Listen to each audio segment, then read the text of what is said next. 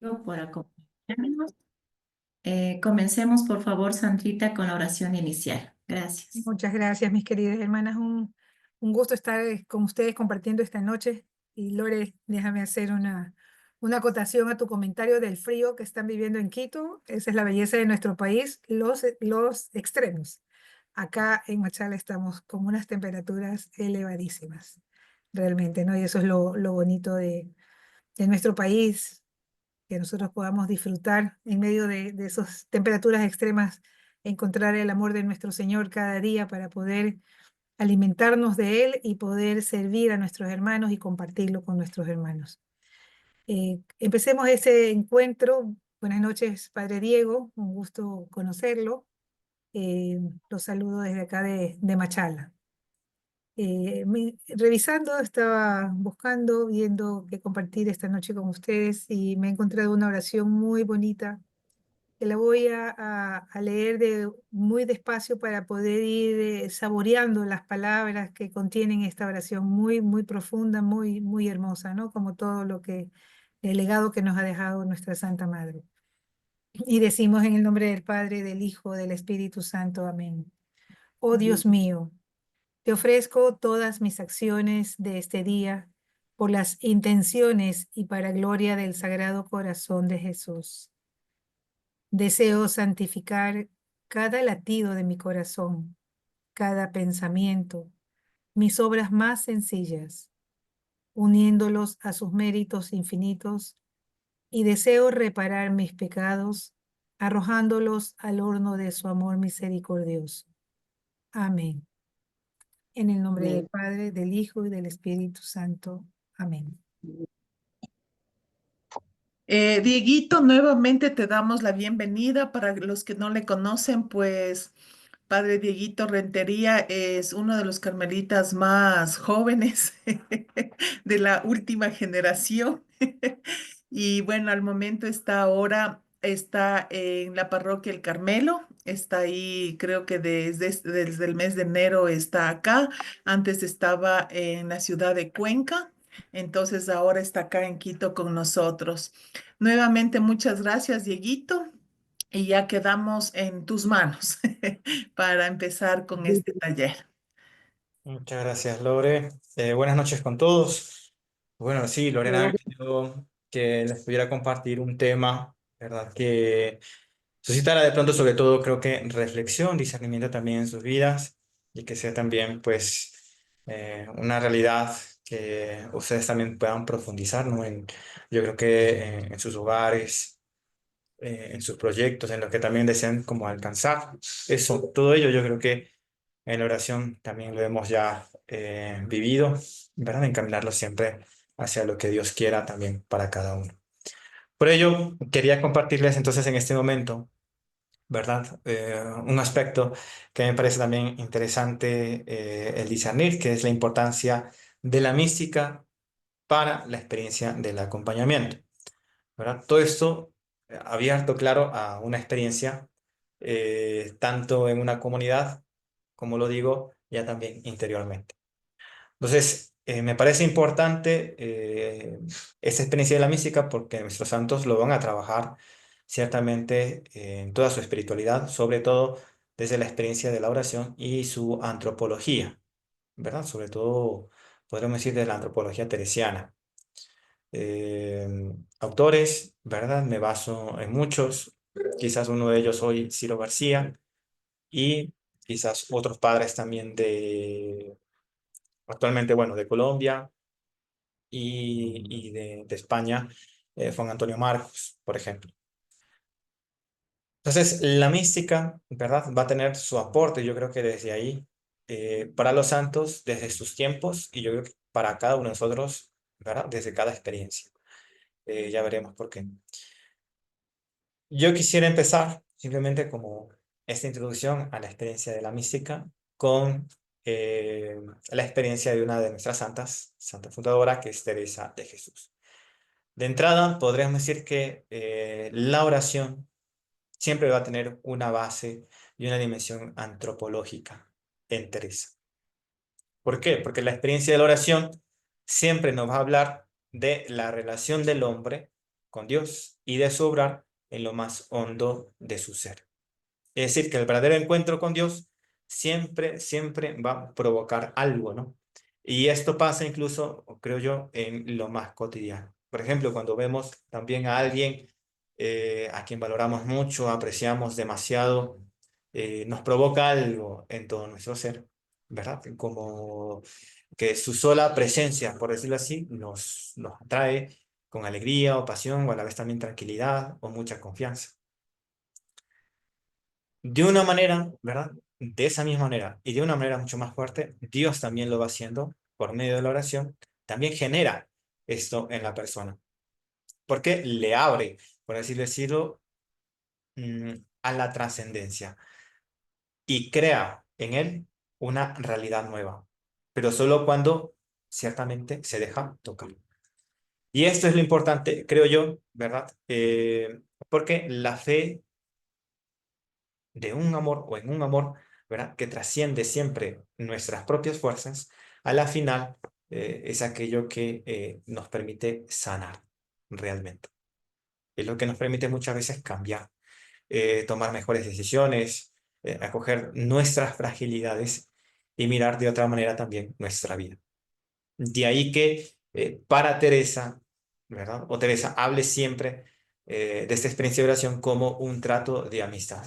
Y desde ahí sea plenamente también necesario, ¿no? Como aquello que nos cambia la vida. O como dirá Maximiliano de Raiz, un padre carmelita, en la oración o en ese trato no podrán haber nunca entonces fugas.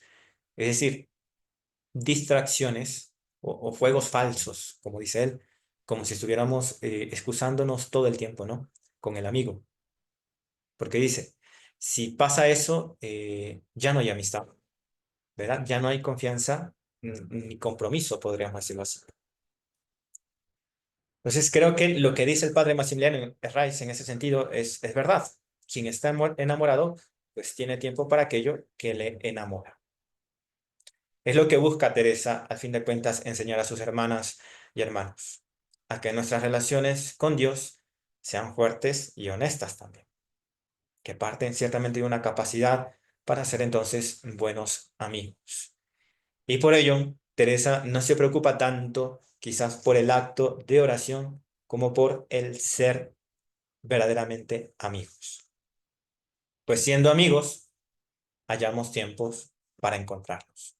Ya es mucho más fácil, ¿verdad? La oración, el encuentro con el otro, el servicio y los proyectos que estamos realizando con él. Entonces, esto es importante incluso en nuestra vida diaria, como lo vamos notando, porque, nuevamente lo dirá este padre, somos personas siempre esencialmente en relación. Y si no existe otra persona en mi vida, no existo ni yo. Independientemente, ¿verdad? De nuestras personalidades o nuestros estilos, ámbitos de vida, también esta experiencia es fundamental y es real, ¿no? Es lo que nos habla de una verdadera experiencia. Entonces, más adelante veremos sobre lo que significa amar. Ahora, es verdad que existen diferentes tipos, como digo, ¿verdad? De experiencias, pero una persona que entabla relación con otra siempre crea una sana, en ese sentido, una sana tensión, que le permite entonces reafirmar ciertamente su individualidad. Es decir, el otro me enriquece, curiosamente, y me hace ser más consciente de mi dignidad a pesar de las diferencias, ¿verdad? Y me permite también ser consciente de aquello que soy, tanto en mis fortalezas como en mis fragilidades. Y al final, creo yo, eso es lo bello, porque nos permite también asumir por nuestra propia cuenta el verdadero compromiso al que Dios nos llama. Entonces, va siendo eso algo fuerte, ciertamente, para Teresa y para su comunidad, para sus hermanas, pero es una experiencia que ciertamente también les va fortaleciendo. Por ello, la oración, decimos también siempre que va construyendo, perdón, a la persona. La oración en sí misma, ¿verdad? Nos va ayudando a descubrir, al fin de cuentas, que hay finalmente un quién en mi vida, con quien trabajar, con quien confiar, que en la oración vamos descubriendo entonces cómo Dios también siempre se preocupa por nosotros. Y por ello, según Teresa, cuando haces oración, Dios siempre la pasa muy bien, porque nos ama. Siempre la pasa muy bien. Y ojo, hago ahí un paréntesis para resaltar algo importante para Teresa, y es que para ella no va a importar entonces tanto lo que uno sienta o no de manera individualista en la oración, porque según ella, eso no le añade nada a la realidad, porque la realidad que le habita o me habita es mucho más profunda y mucho más bella que esas experiencias agradables o desagradables. Entonces, por lo tanto, lo real e importante siempre será que hay dos personas que quieren hacer una historia en común. Y eso es la oración. Dos personas implicadas en tener una verdadera relación de amistad. Allí se consolidan proyectos y experiencias de un verdadero acompañamiento. Bueno, eso es más o menos, ¿verdad? Lo que en lo cual se centraría la experiencia de la antropología teresiana y la mística, ¿verdad? Para Teresa, que va narrando de manera sencilla, para quienes ya se han sumergido mucho en la lectura de Teresa, pues ha narrado ahí su experiencia del encuentro con Dios y a la final, cómo se descubre a sí misma Teresa. En el fondo, yo creo que es la experiencia también de cada uno. Y lo veremos más adelante también, la del santo, de San Juan de la Cruz. Él irse descubriendo poco a poco en medio de aquella noche, oscuridad, o va descubriendo también una gran paz, una gran luz. Eh, Hago ahí como un pequeño salto para compartirles. Déjenme ver. Sí puedo compartir, ¿no? No sé si esté habilitada la opción.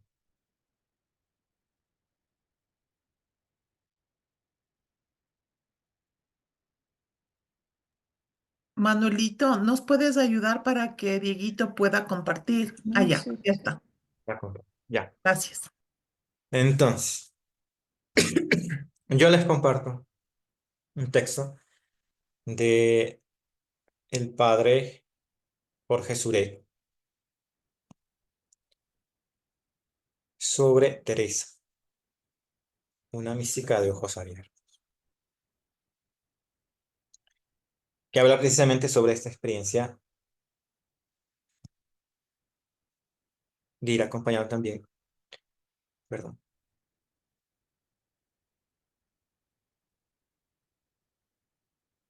nuestra experiencia de Dios.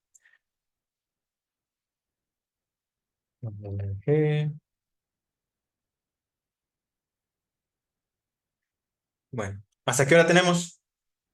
A las 10.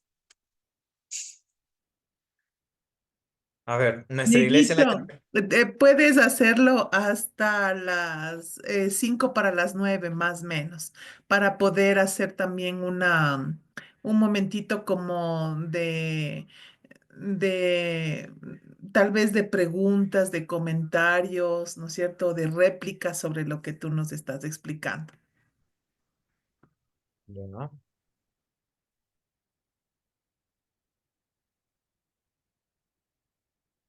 Vamos a leer esta parte de manera breve. Nuestra iglesia, perdón, desde aquí. Teresa de Jesús es maestra de oración no solamente por el contenido espiritual y doctrinal de sus obras, sino por la genialidad para comunicar su mensaje. La vida mística y la posibilidad de tematizarla es un regalo de Dios, absolutamente gratuito, y de manera obligada implica la respuesta humana. Ahora bien, Teresa de Jesús habla de la vida mística como una gracia. Más aún, distingue tres, porque una merced es dar al Señor la merced y otra es entender qué merced es y qué gracia. Otra es saber decirla y dar a entender cómo es. Ella reconoce que las ha recibido todas, padecer la experiencia mística, entenderla y comunicarla. Pero tiene sobre todo la tercera. De ahí su diferencia con otros místicos. Con ese regalo de Dios, cultivando con maestría, ella se hace pedagoga y mistagoga. Partiendo de toda la anterioridad, vemos cómo Teresa nos dará unas claves para transmitir hoy su mensaje espiritual.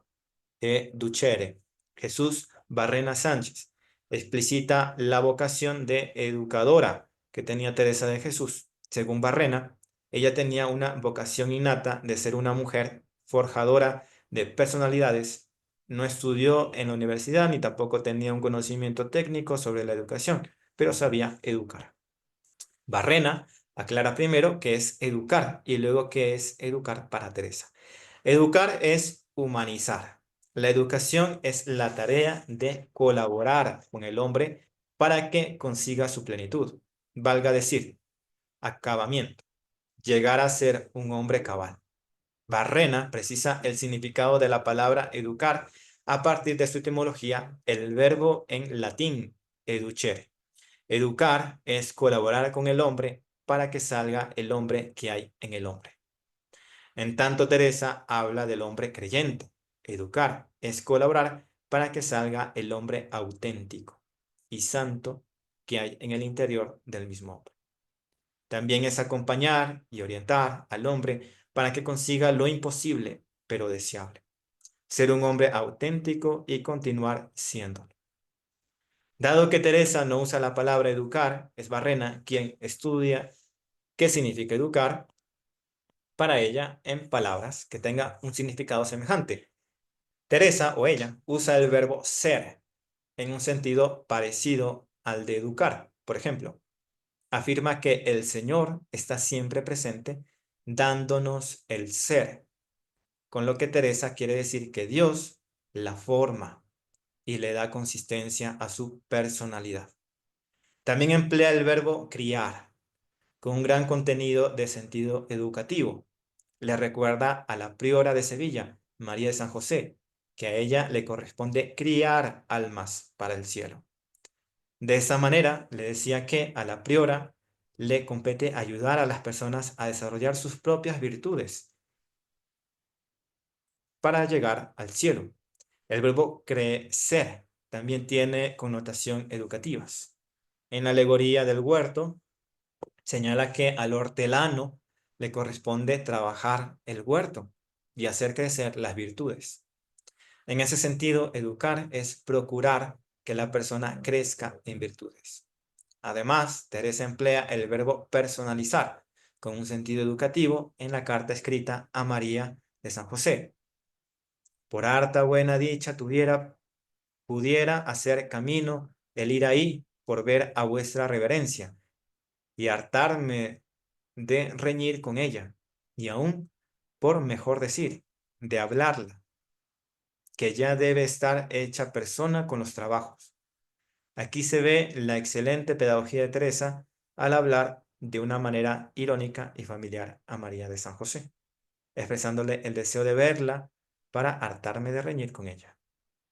El contexto es que María de San José ha tenido que afrontar como priora una tremenda crisis comunitaria, en la cual los sacerdotes le quitaron el cargo para luego restaurárselo. A juicio de Teresa, María de San José se hizo más persona viviendo y asumiendo esta crisis. Finalmente, en el libro de las moradas usa el verbo labrar, en un sentido parecido al de educar. Es que no se acuerde que hay regalos en esto que comienza porque es muy baja manera de comenzar a labrar un tan precioso y grande edificio.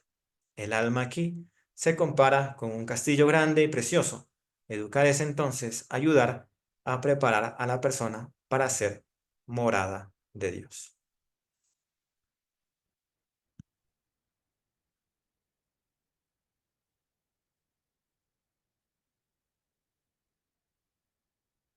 Bueno, dejámoslo ahí.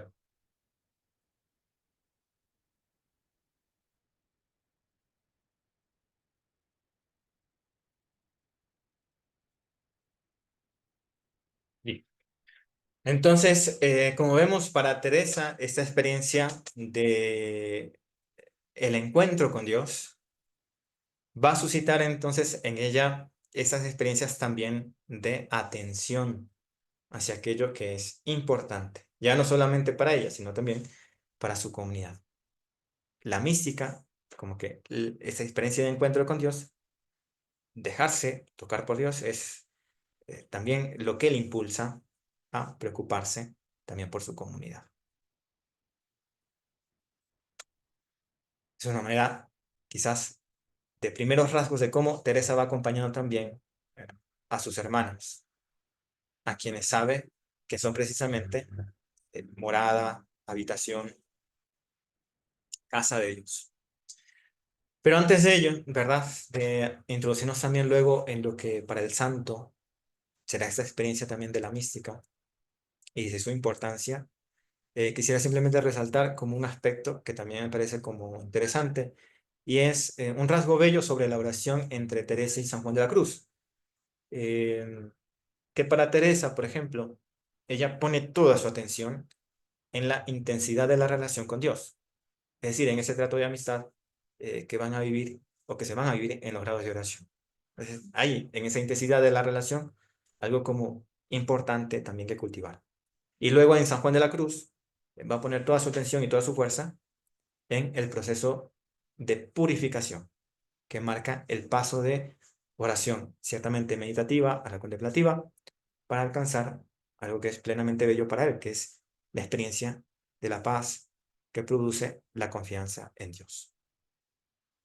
Pero bueno, ambas experiencias son modos de amar también, de acercarse a Dios, a través de un ejercicio, ¿verdad? Para los místicos que se llama la atención amorosa.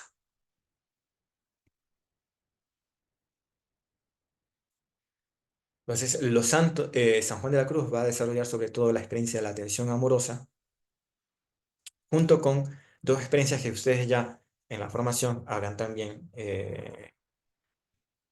conocido, ojalá experimentado, vivido, ¿verdad? Como la noche, la experiencia de la noche, o la experiencia también de el anticipo de cielo, que viene a ser eh, la experiencia, yo creo que privilegiada del santo para nuestros días.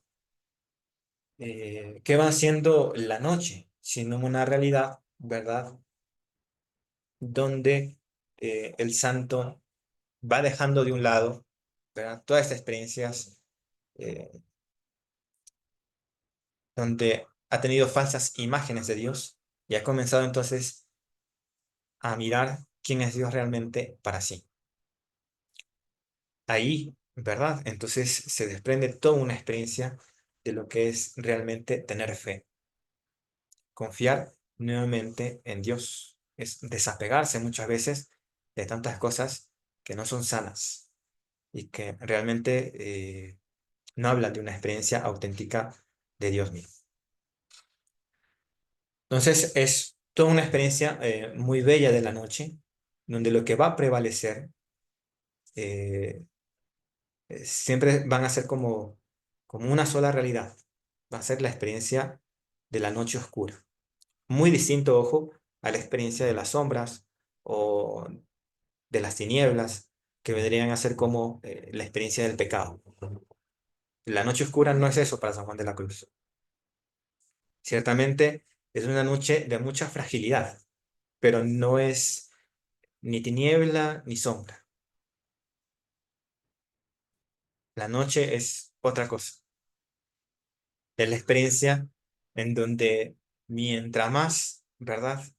Voy encontrándome con mi fragilidad, curiosamente, también voy encontrando mucha paz.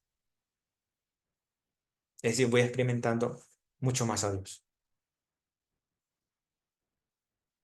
Quizás esa realidad tenga mucha fuerza en las palabras de San Pablo cuando diga, en lo débil soy fuerte también. O en la experiencia de tantas personas que les ha tocado pasar muy duro, ¿verdad? En su vida, muchas cosas, incluso habiendo cometidas cosas que de pronto se equivocaron de haber también realizado, pero que aún en medio de ello, ¿verdad? De esas crisis, también encontraron como una paz y una esperanza. Y la certeza de qué es lo mejor, qué es lo bueno, en dónde está el bien y qué puedo hacer también para acceder a ello. Entonces, esa es la experiencia de la noche, ¿verdad? Donde se va revelando también lo más interesante y lo más bello de la persona. Ahí, ¿verdad? Entonces, San Juan de la Cruz va a afirmar entonces que realmente en la persona va a haber un anticipo de cielo, dice él, en uno de sus poemas. ¿Qué va a ser ese anticipo de cielo? Él dice, ciertamente el cielo no es netamente un lugar, sino un espacio de relación, de comunión, de vida, de proyectos, de realidades que comparto con un otro, con un quien. Y se va revelando poco a poco entonces que esa experiencia, ¿verdad? De espacio, de comunión, va revelando un anticipo de cielo, un verdadero cielo que es el cuidado de la propia vida. Entonces, ¿por qué el hombre anhela tanto el cielo? Porque desea volver a amar, desea volver a cuidar lo más sagrado de sí.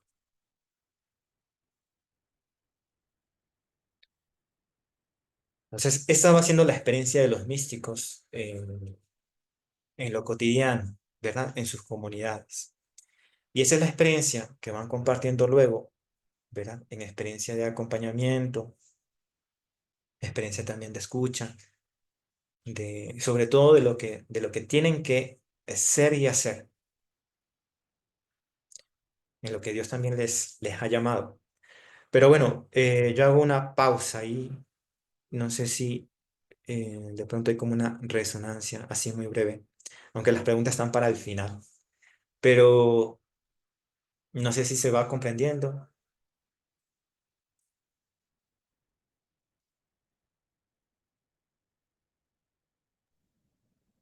Sí, ¿no? Continúo. Hermanos, ¿tienen alguna duda, alguna pregunta, algo que comentar para que Padre Diego pueda continuar y no quedarnos así como tal vez algunas dudas que tengamos?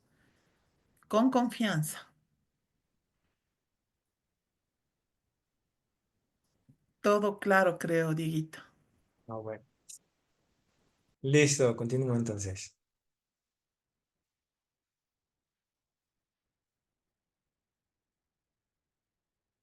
Bueno, es una frase muy conocida de parte de Teresa, ¿verdad? La definición teresiana de oración, que es, no es otra cosa, oración mental, a mi parecer, sino tratar de amistad, estando muchas veces tratando a solas con quien sabemos nos ama. Está en el libro de la vida, capítulo 8. Y por ello, la pregunta para Teresa no es tanto entonces, ¿qué tanto hago por estar con él? Sino qué tanto me dejo amar por él, qué tanto permito para que él vuelva a seguir obrando en mí y para que aquello que él reconoce como riqueza, ¿verdad? Finalmente surja. Y eso es importante porque, como nos dirá el teólogo von Baltasar, solo un ser dotado de misterio es digno finalmente de amor. Es decir, solo un hombre que se sabe habitado y amado sabe entregar también la vida. Sabe ser fuerte aun cuando muchas veces sufre, llora o se rompe, pero finalmente ama porque sabe también que es lo único que le da finalmente sentido a su vida. Entonces, el hombre, por lo tanto, para Teresa es un hombre en constante diálogo, ciertamente con los demás y también consigo mismo. Tal como lo dice también la encíclica Gaudium Spes del Concilio Vaticano II. eh, y esto, ante todo, pues, ante los demás, son dos cosas importantísimas, lo que resalta, la libertad y el valor del otro. ya que según la experiencia de la iglesia, es la tradición y la experiencia de nosotros como creyentes, es solamente hay libertad cuando también soy responsable y estoy atento a mi vida, también a la vida del otro. Y hablar, entonces, en sentido de libertad, es hablar también entonces de precisamente esos límites en dinámica de respeto y de conciencia de las necesidades propias y comunes, que nosotros también somos conscientes cuando tomamos la decisión final de hacer algo o no. Porque eso nos hace ciertamente individuos para crecer en libertad en una comunidad o, dícese también, en una sociedad. Bueno, ahí yo quisiera como resaltar algo y es la experiencia de un padre diocesano, eh, Pablo de Ors, que quizás algunos de ustedes habrán escuchado por el instituto o, o por alguna charla que habla sobre la experiencia precisamente de esa libertad, que es la experiencia también de, aunque suene muy fuerte, ¿verdad? Él lo dice, de dejar al otro en paz. No hay mayor libertad que esa experiencia. Y lo va resumiendo también en descubrir que eso todo se va como realizando en una experiencia también, por decirlo así, como de confianza. Confianza en el otro. Pero solamente se da esa experiencia de amor cuando uno es capaz entonces de confiar en la misión que Dios ha deparado también para sí. De lo contrario, es muy difícil eh, adentrarnos en esa experiencia de la confianza. Que alguien me decía, de pronto eso podría ser una realidad como de respeto. O sea, como dejar al otro en paz es como respetar al otro. Pero yo le decía que no, que es mucho más que eso. Es, por ejemplo, la experiencia, digo yo, que podría tener una madre, por ejemplo, una madre con su hijo. ¿Qué mayor confianza, don podría tener una madre, ¿verdad? O un padre, para poder confiar también en el hijo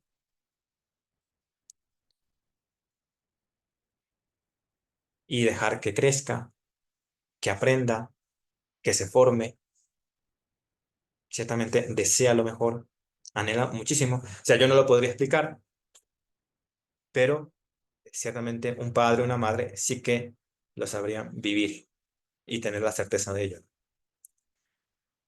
Entonces va como por ahí esa experiencia. Entonces es algo como muy, muy delicado, muy fuerte, pero también de manera personal también muy bello, creo. Porque al final esa experiencia nos recuerda quiénes somos finalmente ante una familia, ante una comunidad. También quizás, y bueno, sobre todo, qué es lo que tenemos también que hacer. O como dirá Pablo de Ors, más que todo, ser, que tenemos que ser, ¿verdad? Ante Dios, en nuestro caso como creyentes. Y de ahí todo parte de una experiencia también de confianza.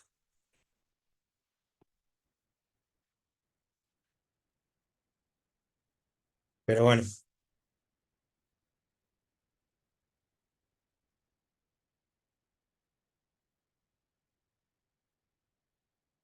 listo.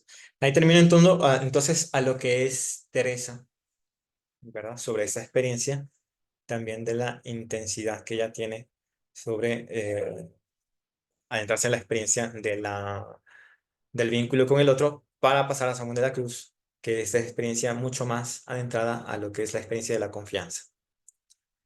La oración en San Juan de la Cruz, como en Santa Teresa, está profundamente y va a estar profundamente también marcada por su antropología. Esta contempla también al hombre como ser abierto a la comunión con Dios, ciertamente, por medio de la purificación a una vida desde el Espíritu. Para San Juan, El hombre es ciertamente un ser también unitario, pero con dos formas de expresarse, desde la eh, experiencia de la sexualidad y la parte espiritual también, que también son capacidades por las cuales se relacionan consigo mismo, ¿no? Dios y con los demás. Para Samuel de la Cruz, lo importante es que el hombre, en ese sentido, transforme y acompañe su vida a través de la unión con Dios para vivir entonces una total madurez. Para San Juan, entonces, el hombre sensual en ese sentido es el hombre que se deja llevar ciertamente por los impulsos desordenados en algún punto de su vida y que no acompaña esta realidad, poniendo su gozo en las cosas, ¿verdad?, elementales, como el trabajo, las virtudes, o aquello que de pronto en ese sentido es sagrado también, ¿verdad? La compasión por el otro o la búsqueda de lo que es más justo. Entonces, en cambio, el hombre espiritual es quien busca a Dios, sobre todo en los momentos de dificultad y fragilidad. Es decir, incluso por encima de estas otras realidades, que no son malas, son buenísimas, pero que siempre hablará de algo mucho más. Entonces, aquí ahora, paréntesis para resaltar también algo que dicen algunos autores, y es que San Juan de la Cruz eh, es un hombre, en ese sentido, se mira él a sí mismo herido. Es decir, que siempre ha estado necesitado de ellos, de entablar quizás, en ese sentido, un diálogo fuerte también con él. Y por eso no es raro que en uno de sus poemas inicie con una pregunta. En su poema de cántico, ¿cómo inicia, verdad, su poema? Con aquella pregunta que es: ¿a dónde te escondiste, amado mío? Si caemos en la cuenta, en ese sentido, San Juan de la Cruz se acerca precisamente a esa experiencia de Dios por medio de un crucifijo, de un Cristo herido, donde se siente identificado posiblemente, y esta es la experiencia para él de Dios y el hombre. Un Dios que le muestra lo más sagrado aún estando herido. Y ahí es cuando San Juan confirma que el hombre necesita del amor para ser curado. Una experiencia que nos permite entonces también sentirnos muy libres. Y para ello está la noche, como ya lo habíamos mencionado, la noche de la purificación, que no es otra cosa que el verdadero conocimiento de sí, donde se genera una pregunta también. Él lo hace, ¿no? San Juan de la Cruz. ¿Quién podrá sanarme? Y es que la verdadera experiencia sanadora se da en un alguien también, en un tú, en un encuentro con una persona, no con una cosa, sino con alguien. Pues, en definitiva, para San Juan de la Cruz, toda vida humana tiene entonces un no sé qué de grandeza y majestad que acompaña su fragilidad hasta la íntima unión con Dios.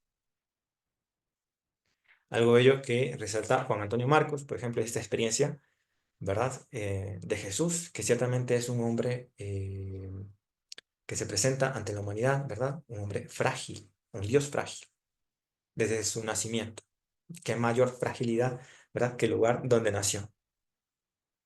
Luego, todo lo que vivió, experimentó, también en su experiencia de misión, de envío, de camino hasta la cruz. Y finalmente, incluso, o sea, ya resucitado, también se manifiesta en esa experiencia también de fragilidad, de un hombre herido, un Dios herido.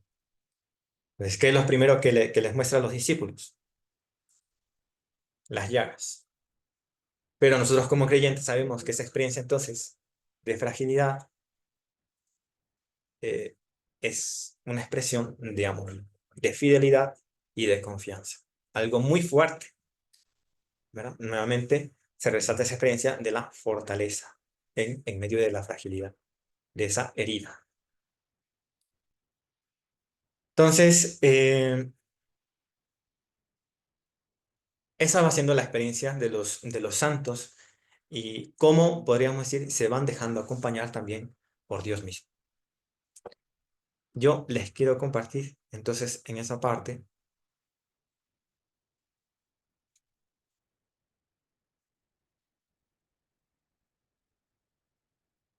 un escrito también, ¿verdad? Me parece que es de Juan Antonio Marcos, de la editorial de espiritualidad.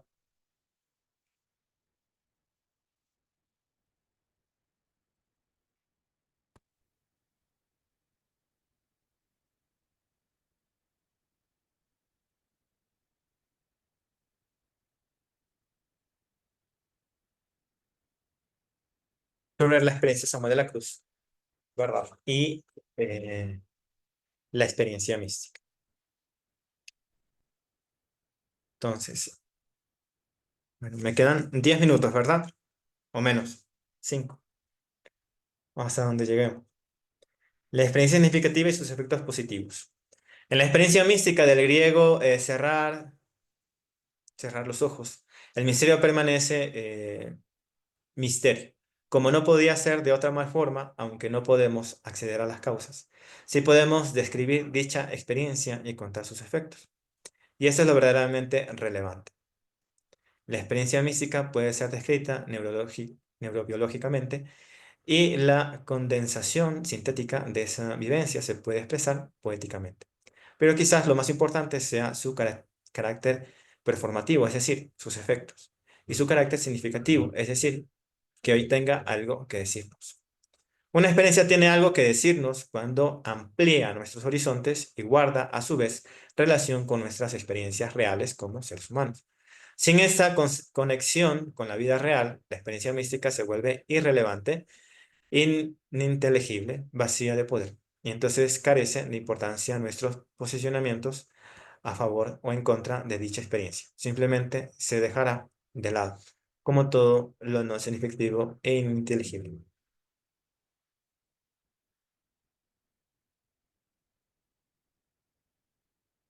Contentamiento y alegría para ti, ver todo tu bien y esperanza están tan cerca de ti, que esté en ti, o por mejor decir, tú no puedas estar sin él. Es un escrito del santo. Y por eso, porque nos sabemos habitados por Dios, por un amor más grande que nuestro corazón, hemos de hacer que nuestra alegría brote gratuitamente, auténticamente. Todo lo que necesitamos para vivir en clave de alegría y de contento lo tenemos dentro de nosotros mismos. Repetimos, todo tu bien y esperanza está tan cerca de ti que tú no puedes estar sin él. La experiencia nutricia la emoción de resistible. Aquí vamos a ver cómo Dios acompaña en ese sentido al santo, o cómo se siente él acompañado. Hay dos tipos de metáforas conceptuales y cognitivas que explican no solo nuestra moralidad, sino también nuestra ideología, nuestra concepción de la familia y de la sociedad, y por supuesto nuestra imagen de Dios, nuestra propia experiencia personal de Dios. Dichas concepciones morales, metafóricamente, se conocen como la moral del Padre estricto y la moral del Padre nutricio. La primera habla del castigo y recompensas, de deberes y de autoridad. La segunda habla de compasión y empatía, nutrir afectos, preocuparse por las necesidades de los otros. La primera practica una ética de los deberes y se preocupa por los pecados de los hombres. La segunda practica una ética de las necesidades y se preocupa ante todo por los sufrimientos de los hombres.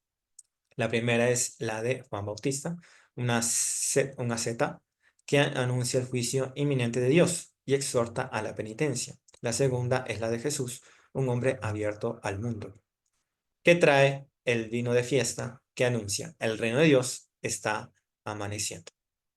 Acercaos los que estáis fatigados y agobiados. Yo creo que el Dios de Jesús encaja plenamente en esa segunda concepción. Es en puridad, el Dios de la compasión y de la misericordia, preocupado ante todo por las necesidades de sus hijos, más que por sus deberes, por sus sufrimientos, más que por sus pecados. Dios, Madre Nutricia, en San Juan de la Cruz. Pues bien, esta misma imagen y experiencia nutricia y compasiva de Dios está también detrás de la experiencia mística de Juan de la Cruz. La suya es una mística de las necesidades, no de la ascesis o de la mortificación o de las nadas. Una mística de las necesidades personales, las afectivas en primer lugar, encontrar otro amor mejor. Y las necesidades de los demás, poner amor y dar contento. Quizá aquí esté la clave de todo, en la donación antes que en la cesis. En realidad, habrá que decir que no es el ser lavado lo que purifica, sino el lavar los pies a los demás. Quien demuestra su amor queda limpio. No tenemos que santificarnos para después darnos a los demás. Es dándonos como nos santificamos. Y Juan de la Cruz va más allá de la imagen de Dios como Padre nutricio. Para él Dios es Madre nutricia. Y la primera preocupación de una madre respecto del bebé son sus necesidades, no sus deberes. Dios es, pues, una madre siempre empeñada en llevarnos en sus brazos. Una madre capaz de derrochar sobre todos y cada uno de sus hijos un amor más grande que el de cualquier madre. Pues no hay aflicción de madre que con tanta ternura acaricia a su hijo, como lo hace Dios con cada ser humano desde siempre. Merece la pena recoger la cita previa en su contexto. Comunícase Dios al alma con tantas veras de amor que no hay aflicción de madre que con tanta ternura acaricie a su hijo, ni amor de hermano, ni amistad de amigo que se le compare.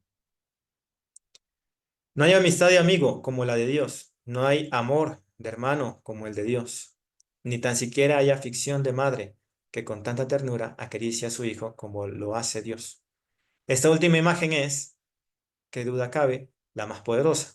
Implícitamente aquí Juan no está diciendo que jamás ha existido en la historia de la humanidad ninguna madre que haya acariciado a su hijo suyo, como Dios nos está acariciando a todos y desde siempre. Su ternura, la de Dios, es para todos y no conoce límites.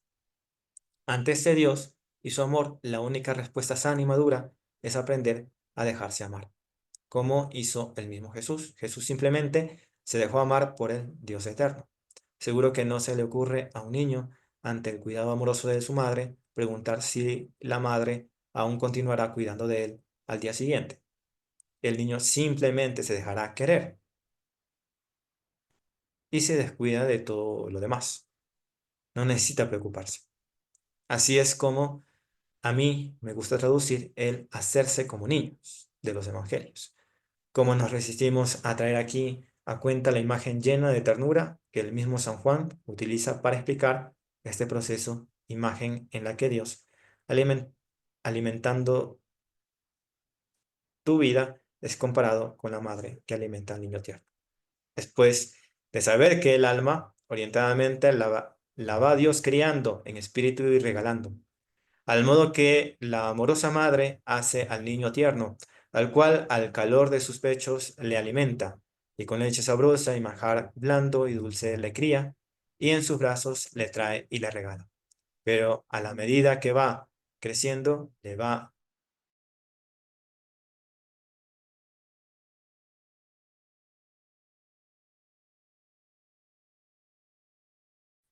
y bajándole de los brazos le hace andar por su pie, porque, perdiendo las propiedades de niño, cede a cosas más grandes y sustanciales.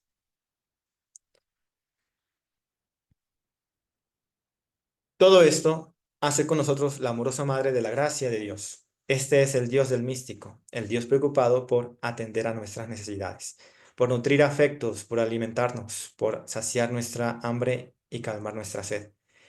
Y así, este Espíritu de Dios, en cuanto está escondido en las venas del alma, está como agua suave y deleitable, hartando la sed del Espíritu. Dios es comida y es bebida, es el verdadero alimento del alma, es lo que llena tu vida y sacia tus deseos, como el cuerpo. También el alma tiene sus venas. Si la sangre que circula por las venas del cuerpo es su vida, la vida del alma, la vida de nuestra vida, será el Espíritu de Dios, que está escondido en sus propias venas, las venas del alma, como agua suave y deleitable, el agua viva de la samaritana que tanto emocionaba a Santa Teresa. Bueno, de ahí continúa el escrito, ¿verdad? Con otro amor mejor y un tema sobre el aprender a vivir para poder aprender a convivir, que también es muy bueno, interesante de parte del santo. Sin embargo, pues lo dejamos hasta ahí para este espacio también de preguntas, compartir. críticas, denuncias.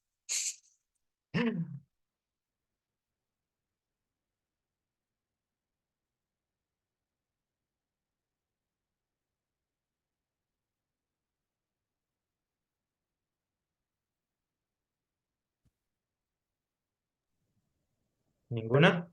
Yo creo que siempre me parece muy denso eso, creo, y así me ocurre con el camino de perfección en el libro de la vida. O sea, Santa Teresa me resulta muy difícil, pues, entre sacarle, como que tengo que leerlo muchísimo, debe ser despacio, pues, pues, lo veo para mí está como muy denso, pues tendría que leerlo mucho tiempo y entonces ir entre sacando la idea. Ujú. Sí, es todo un proceso también de lectura. A nosotros también nos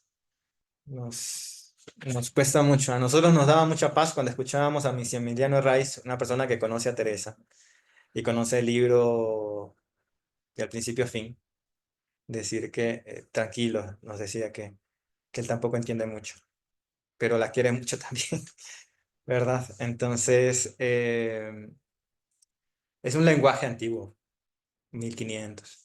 Claro, Entonces, perdón. En la poesía yo le capto más. Por ejemplo, yo el soberano esposo mío, verme llegar esos poemas, voy captando un poco más lo que quiere decir, pero en la poesía, pero en el texto, sí, el lenguaje a mí se me hace difícil. No en su poesía, pero sí en la prosa me cuesta más. ujú. Sí, y hoy en día hay muchos conocedores también de los santos, ¿no?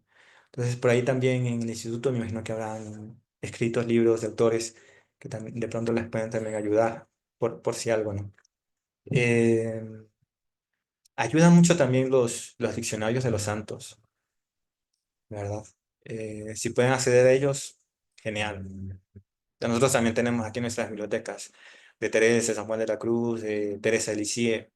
Ahí te van explicando un poquito, ¿verdad? Un poco el significado de los símbolos, de los poemas, de lo que tratan los libros. Entonces ayuda como a orientarse.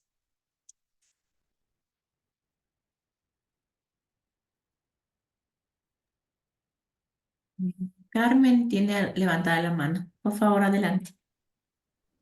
Gracias.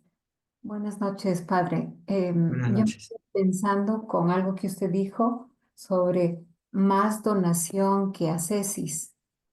La ascesis aquí vista como un sinónimo de esfuerzo y compromiso de preparación del hombre, ¿no? En lo espiritual, algo como muy individual, pero en la donación como que entra lo que usted dijo sobre la atención amorosa hacia el otro o la libertad de ser libre y atento ante lo que el otro, o sea, estar consciente de otro.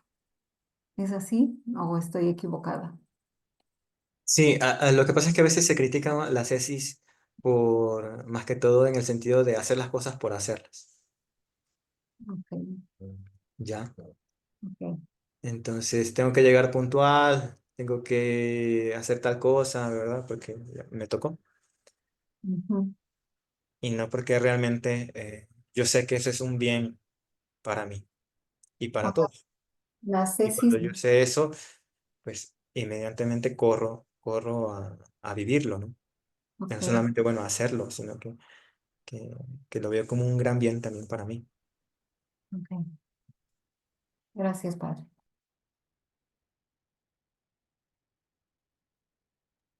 Aquí tengo un comentario en el chat de Martita Tapia. Dice, alabado sea Jesucristo. Querido Fray Dieguito, Dios le pague. Muchísimas gracias. Hermoso mensaje. Educar es humanizar para llegar a la santidad, a la plenitud. Ayudar a desarrollar nuestras propias virtudes, una mística de ojos abiertos, porque todo es gracia y regalo de Dios. Un abrazo, bendiciones, linda noche. Gracias. Cintia, por favor. Hola, buenas noches, padre. Gracias por el encuentro. Yo le quería preguntar si nos podía explicar un poquito más eh, sobre esto que usted dijo del dejarse tocar por Dios. ¿Cómo sería? Gracias, padre.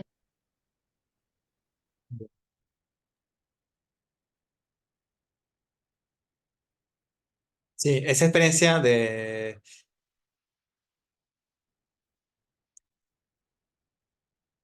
dejarnos, bueno, la palabra yo lo ponía así, digamos, como quizás desde la misma literatura, experiencia de los santos, dejarnos tocar, como diciendo, dejarnos tocar por Él.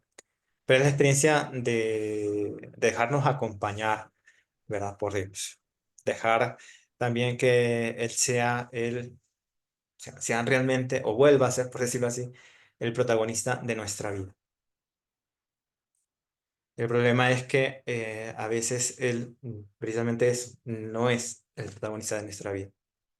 El Evangelio de hoy, por ejemplo, hacía referencia algo a ello, ¿no? Eh, que dice, no es lo externo lo que daña el corazón del hombre, ¿verdad? Sino que somos nosotros mismos quienes no buscamos la purificación, ¿verdad? Interior, que es esa experiencia también de dejarnos acompañar por Dios, ¿verdad? Dejar que Dios también habite en nuestra vida, en nuestras relaciones, en el simple hecho, por ejemplo, a veces de encomendar nuestras decisiones, lo que queremos, lo que anhelamos, ¿verdad? Con Él, en oración, a veces confiando en Él también. O sea, son gestos, ¿verdad? Que van hablando entonces de una experiencia de dejarnos acompañar también. O sea, vamos haciendo un camino con Él. Y desde ahí, bueno, que se vaya realizando también lo otro. ¿Verdad que hay realidades que nos angustian, que nos llenan también a veces como de miedo? eh, pero son realidades que las vamos haciendo con Él, ¿no? De lo mejor que tenemos también. Entonces, esa experiencia es muchas veces el dejarnos tocar, es decir, dejarnos también acompañar, dejarnos amar por Dios mío. Entonces, eso es lo que nos va ayudando también luego a, a estar como mucho más determinados en lo que realmente queremos, ¿verdad? Porque si sabemos que es un bien para nuestra vida, cuanto antes, ¿verdad? Lo vamos a hacer de manera tan espontánea. Eh, Esto lo digo a nivel también de proyectos, por ejemplo, comunitarios, ¿verdad? Que bueno, en nosotros como religiosos esto es común constantemente. Y en aspectos también de familia, me imagino que será igual. O sea, a veces cuántas realidades, ¿verdad? Que no permitimos, por eso así decirlo, ¿verdad? Que Dios vaya acompañando incluso, que no nos encomendamos como Él realmente. Entonces, eso es lo que decir dejarnos también tocar, dejarnos tocar por Él. Gracias, padre.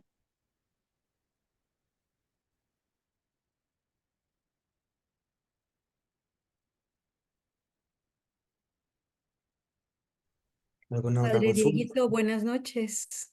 Buenas noches con todos. Muchas gracias por toda esta explicación acerca de esa experiencia de Dios,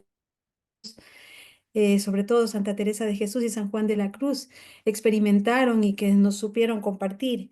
Usted nos ha recordado que Santa Teresa de Jesús supo vivir, supo entenderla, pero sobre todo supo transmitirla a través de sus escritos, a través de todos sus escritos, el libro de la vida, las moradas, que es un tratado de oración.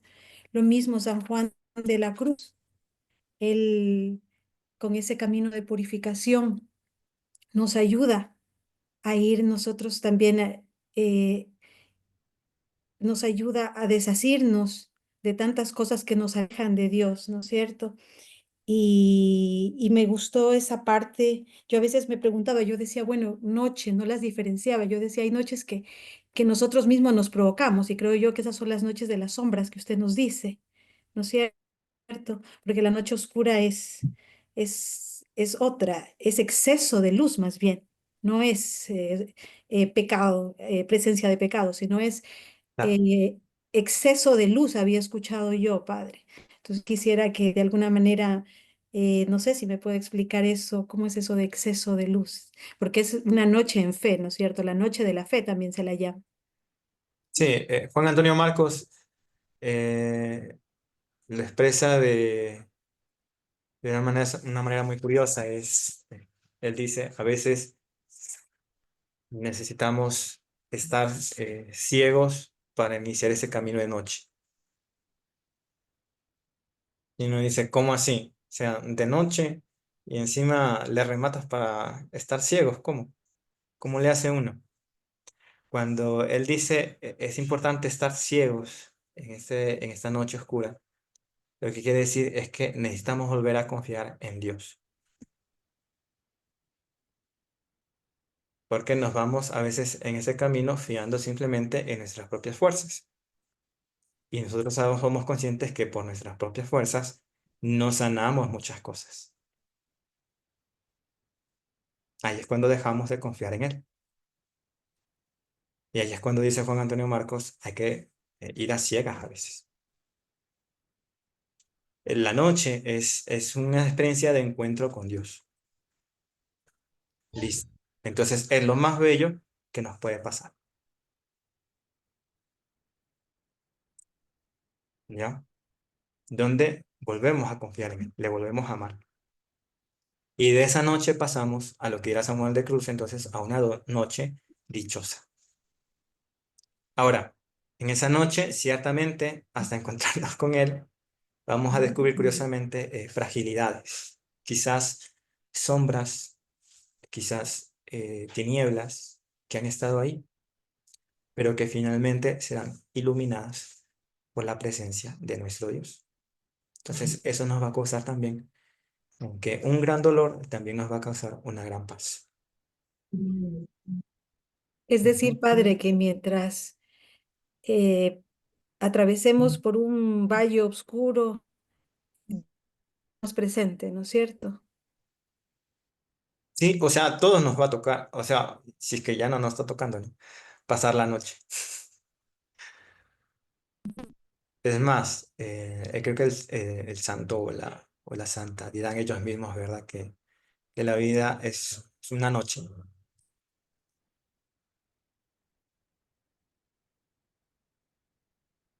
Entonces, ya lo es, ¿verdad? Entonces, ahí está Dios esperándonos siempre.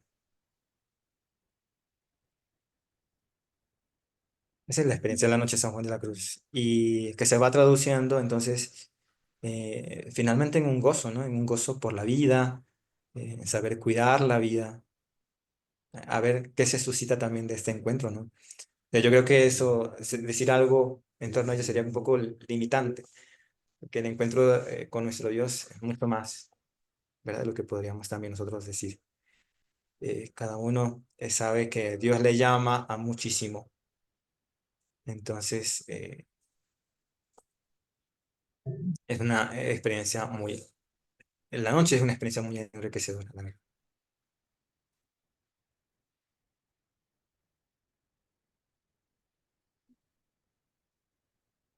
Bueno, Sí. Mónica, por favor, quiere decir algo. Perdón, padre Dieguito. Un poquito no me quedó muy claro la parte esa que estaba mencionando sobre Juan de la Cruz, que fue una persona sufriente, algo así mencionaba usted, toda el su hombre vida. herido.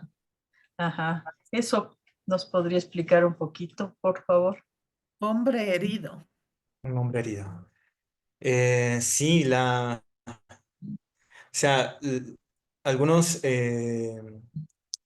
padres van a decir que la vida de San Juan de la Cruz eh, ya fue mística desde muy pequeño. Él ya nació preparado para ello. ¿Por qué? Porque desde pequeño va a vivir la pobreza, va a perder a sus padres, a su madre. Le va a tocar trabajar desde muy pequeño, sustentarse, vivir en la calle. Entonces, ¿qué mayor experiencia de santidad o de mística que esa? Iba a aprender a amar, a cuidar, a valorar muchas cosas. Entonces, a partir de ahí, vas construyendo toda una experiencia, ¿verdad?, del hombre herido. Pero que es una experiencia de riqueza, más que de susto, ¿verdad?, que de lamentación, sino más bien una experiencia que habla de un amor real, un amor verdadero, ¿verdad? Que habrá experimentado ciertamente de tantas personas en su vida, a pesar de todo. De sus propios padres, que lo dieron absolutamente todo, hasta donde pudieron vivir con él y estar con él. Hombres heridos, heridos por trabajar, por luchar, por determinarse, por levantarse, por darlo todo por él. Amigos heridos también, que le quisieron mucho, que le cuidaron cuando estaba preso, cuando lo encarcelaron, cuando lo encerraron, que le ayudaron a escapar. Y Dios, que le ha mostrado también absolutamente todo en su vida. Entonces, para él, el hombre herido es lo más fuerte que existe y lo más valioso.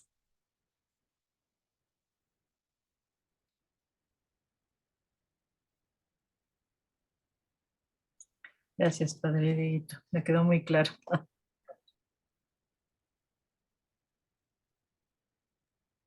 Quedó muy claro y como fuerte también, ¿no?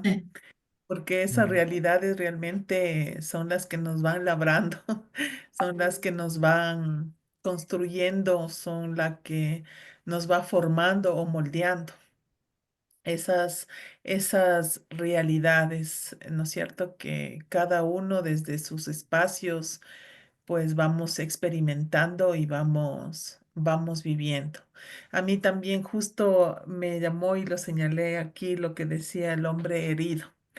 Y algo le relacioné con lo que dijiste, Dieguito, que sí, uno va pensando, pues y va analizando y sí, esa es la vida, esa es la vida, entonces vamos teniendo esas experiencias que, como digo, nos van moldeando, nos van formando, nos van haciendo a cada uno, ¿no es cierto? Forman parte como de nuestra esencia también. No sé, Pati, yo por ahí creo que vi otra pregunta, Sí, algo. sí. De parte de Leticia dice, buenas noches de Dios, Padre Dieguito, ¿me puede ayudar? El compartir en comunidad, como dice San Juan de la Cruz, en total confianza y honda, es el encuentro con la paz definitiva. ¿Cómo se debe desarrollar en comunidad y en familia?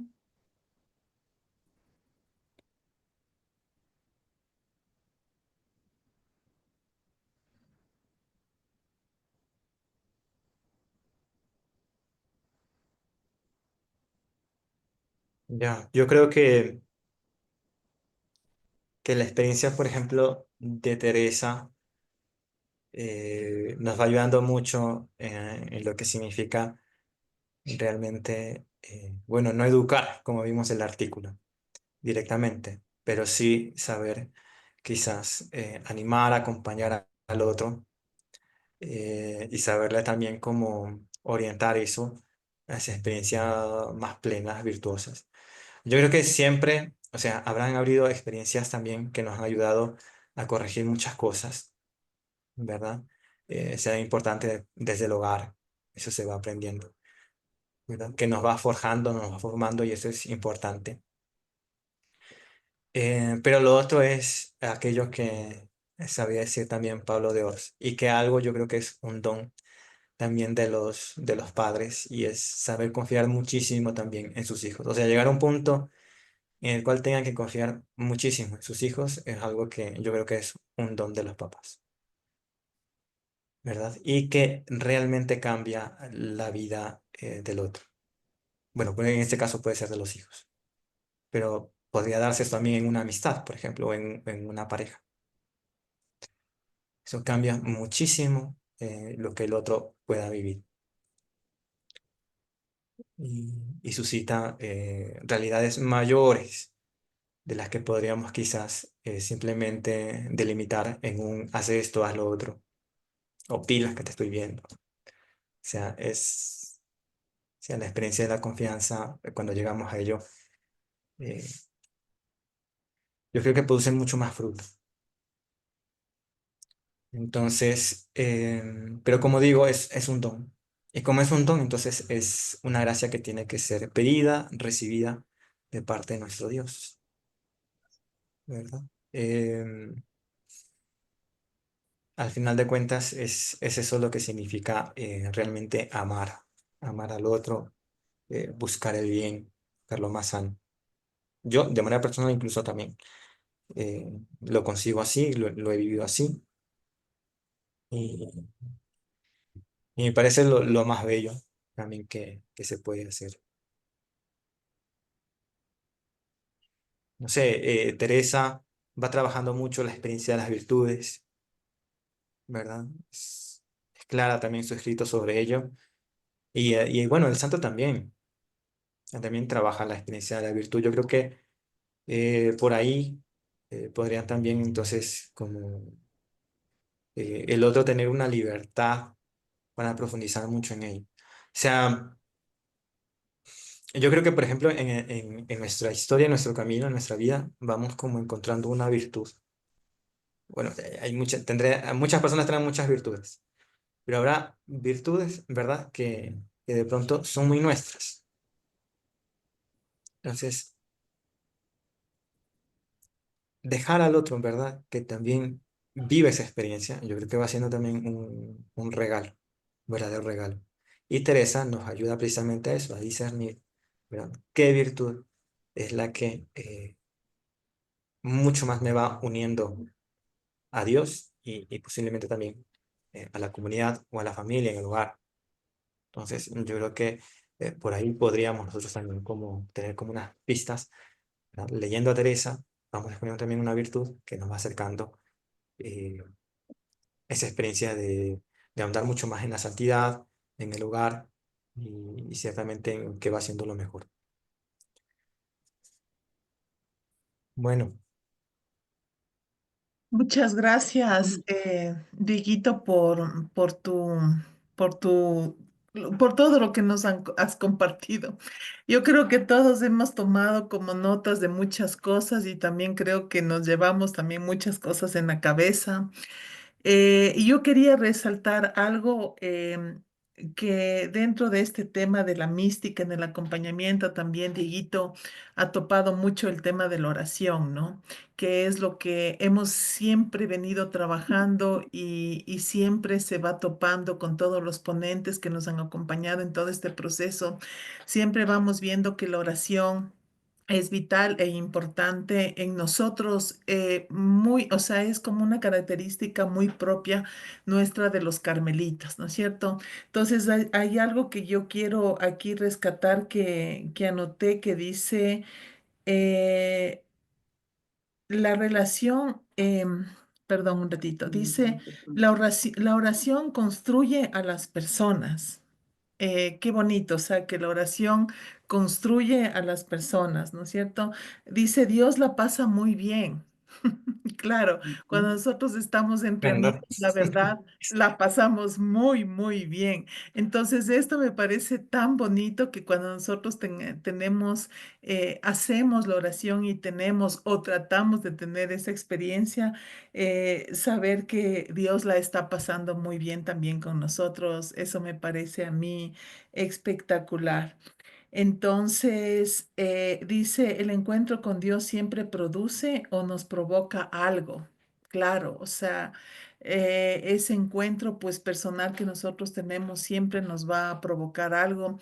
Me parece que el mes anterior yo les compartía o yo les decía, o no sé si era aquí o en mi comunidad, de que realmente la oración provoca muchas cosas en las personas y yo soy una fiel persona que experimenta esos cambios por medio de la oración. O sea, realmente sí, nos construye, nos reconstruye, nos levanta, nos fortalece.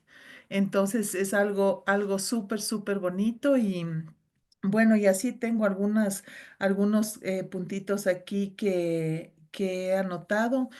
Pero aquí pues tenemos mucho que, como dice Padre Robin, de rumiar, ¿verdad? Despacito, todo lo que hemos anotado, todo lo que nos has dicho, Dieguito, realmente nos ha llenado. Espero que a todos nos haya llenado. Y como siempre digo, todos estos encuentros, estos talleres, estas catequesis que de verdad nosotros recibimos, pues sirvan para seguir llenando nuestras mochilas, ¿verdad? De estas cosas, de estos aprendizajes y que podamos nosotros llevar, primero ponerlos en práctica nosotros, ¿verdad? Porque esa es la invitación a que cada uno de nosotros podamos ir experimentando y viviendo todas las cosas que vamos aprendiendo para poder también llevar a los demás. Nadie puede dar lo que no tiene, entonces si desde nosotros no partimos, pues realmente no estamos, digamos, compartiendo toda la riqueza que tenemos como carmelitas. Así que muchísimas gracias, Dieguito. Yo personalmente te agradezco mucho por este encuentro, por este compartir, por esta catequesis que nos has dado, que ha tocado muchos corazones y también pues aquí nos dejas como una mechita prendida para hasta ver qué pasa, ¿verdad? Así que muchísimas gracias, Dieguito. Patti, porfa. Gracias. Michael, por favor, ¿nos puedes ayudar con la oración final?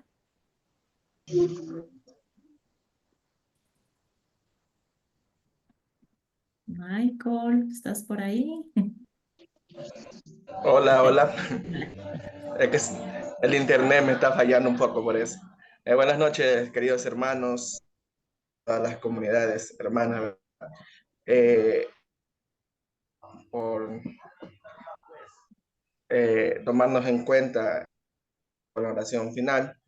Le damos gracias a Papito Dios por este momento de aprendizaje, este momento de oración que nos está regalando.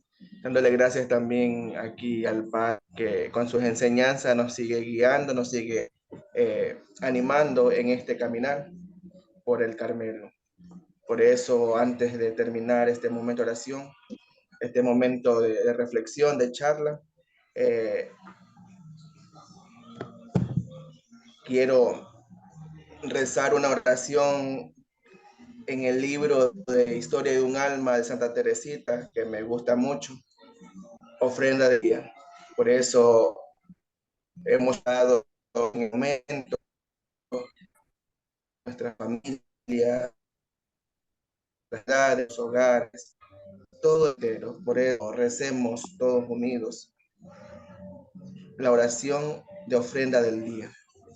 Dios mío, te ofrezco todas las acciones que hoy realicé, por las intenciones del Sagrado Corazón y para su gloria. Quiero santificar de mi corazón, mis pensamientos y mis obras, más sencillas, uniéndolo todo a sus méritos infinitos, y reparar faltas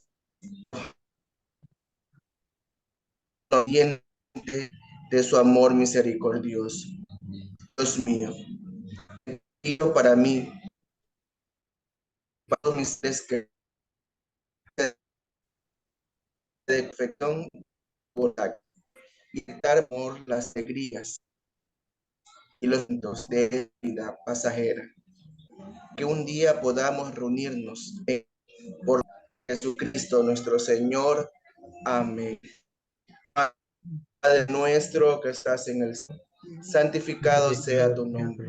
Venga a nosotros tu reino, hágase tu voluntad en la Danos hoy nuestro pan de cada día. Perdónanos tierra. Nosotros ordenamos al que nos ofende. No nos dejes caer en la tentación y líbranos. Amén. Gracias, Michael. No sé si Dieguito nos ayudas con la bendición, por favor. Claro, Con gusto, que el Señor les conceda en esta noche su gracia, su bendición, y les permita, dice, acompañados y amados por Él, en el nombre del Padre, del Hijo y del Espíritu Santo. Amén. Amén.